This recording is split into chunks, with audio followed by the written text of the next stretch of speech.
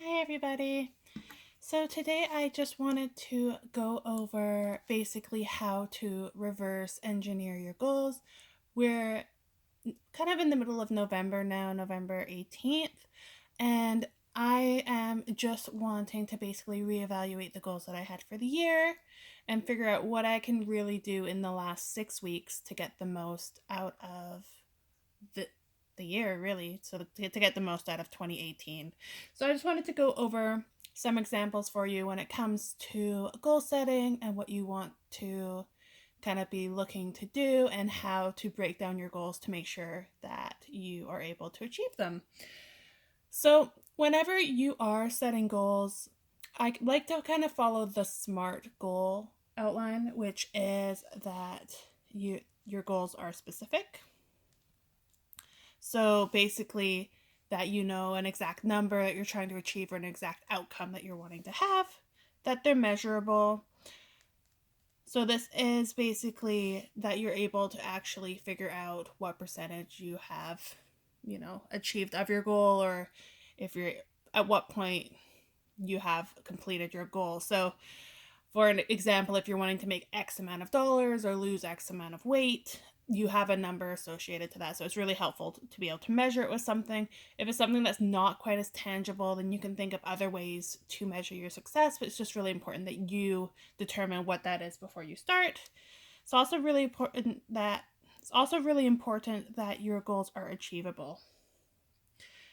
So if you're setting goals that are really unattainable or something that's you're not likely to hit, then sometimes you tend to just give up and not make any progress at all.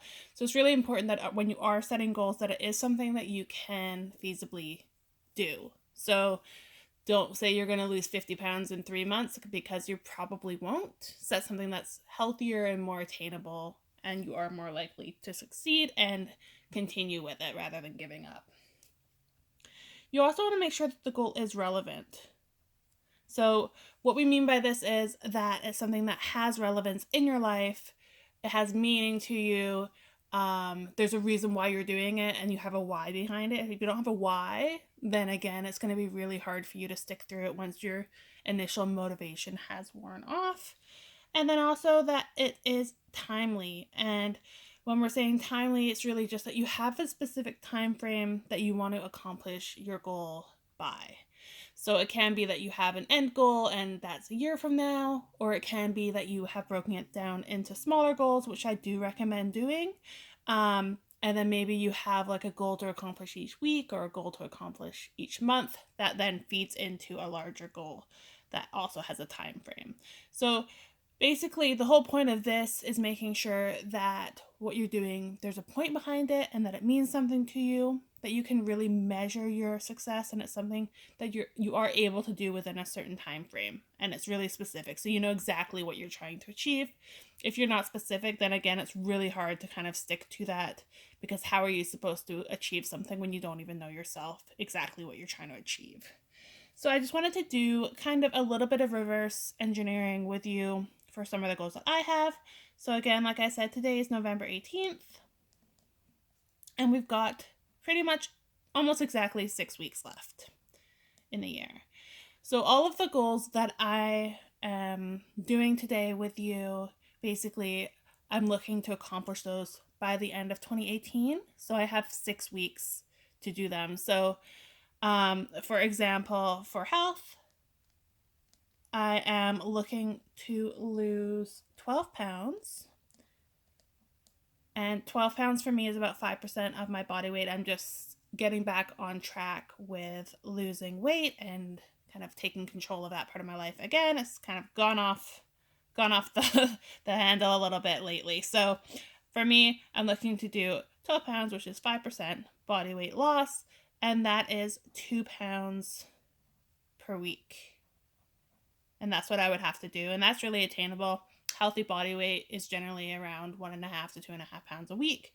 So 2 pounds a week is totally doable if I'm committed and I stick to it. So that's kind of the outcome that I'm looking for, and what I'm doing to do that is I've joined Weight Watchers. I did that on the weekend, so I'm on that plan again. and I'm going to be exercising daily.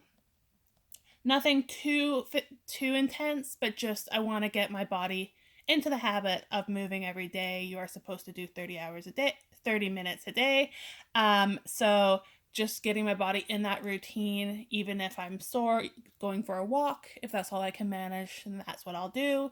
If it's something like even stretching or yoga, anything really to get my body moving and, back on track. The Weight Watchers side of things is obviously a point system. So really monitoring and paying attention to and tracking what my intake of food is and making sure that I'm making the right choices.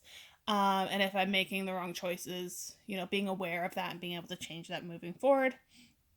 And I will be doing weekly weigh-ins. And the reason I'm only going to do weekly weigh-ins is because your body weight can fluctuate a lot. So if I'm just doing it once a week, then I'll really see where I am with my specific 2 pounds a week target and what I need to adjust in order to get there. So if I lose a little bit less than I'm wanting one week, then I know I really need to tighten up the following week and, make changes to have a bigger impact. Another example is financial. So I know a lot of people have financial goals. So, for example, if I was trying to increase my income and get an extra $1,000 on top of my normal earnings, so increase my income by $1,000 by the end of the year, if I were to break that down to a weekly goal, which is a little bit more manageable, that is $166 per week that I would need to make to accomplish that goal. That is very doable. I have a couple side projects and endeavors that I do, and it's really just a matter of me focusing my efforts there and making sure that it's not falling to the sideline like it can tend to do sometimes, but just to do the 166 a week is super doable with what I do on the side, and it's just a matter of me committing to making the changes that I need to make to get there. And then another commitment that I am making is for YouTube, for my channel, and I've said that I'm going to do a minimum of 1 video a week. So 1 video a week, and that equals 6 by the end of the year. And again, that's very doable. I am aiming to do 2 to 3 a week, really, but my main goal that I'm going to do is at the bare minimum while I'm getting started, is to make sure that I'm consistently uploading at least 1 video a week. So this is a way that you can reverse engineer your goals. Just to give you some examples, generally when I am goal setting, I like to do 3-month goals, so quarterly goals. So for example, at the start of the year, I'll do like a January to March goal. So say if you're doing quarterly, so your first quarter would be January to March, second would be April to June, and so on. My pen's dying here. So when you're doing that, if you're looking them up, some people just refer to them as Q1, Q2, and so forth. And when you're within your quarterly goals, you would have a quarterly goal. This pen's not much better. And then within your quarterly goal, you would have your monthly goals. So what do you need to accomplish each month to hit your quarterly goal? So you would basically break it down to a third. And then within the thirds, you would break it down to a weekly goal. So again, you break that third down to like a quarter. What do you need to do each week to accomplish that? And then from there, you can figure out your daily plan. So what are you needing to do every day to hit your weekly goal, to then hit your monthly goal, to hit your quarterly goal? And if you want, really, you could do a yearly goal. I like to keep my yearly goals pretty flexible just because what my priorities are in my life can shift substantially over a year. A year is a really long time.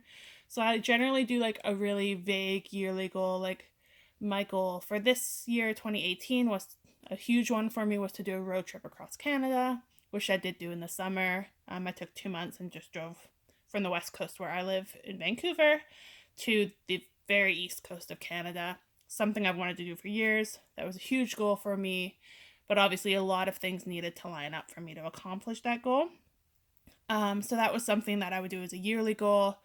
A quarterly goal would be something like I want to make X amount of dollars, or I want to launch something within my business, or something along those lines, health related. If you're wanting to lose weight, what are you wanting to specifically, you know, accomplish based on the SMART outline here. So I hope this helps. If you have any questions, feel free to leave them below.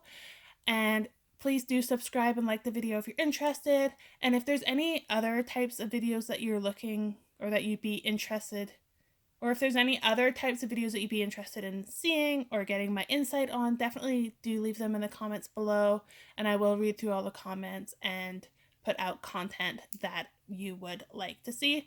I'm really into planning, goal setting, visualization, manifestation, all of that type of stuff.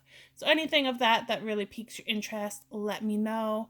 I will be doing a vision board towards the end of this year for 2019. So if you would like to see me make that, definitely let me know and I would be more than happy to film the process.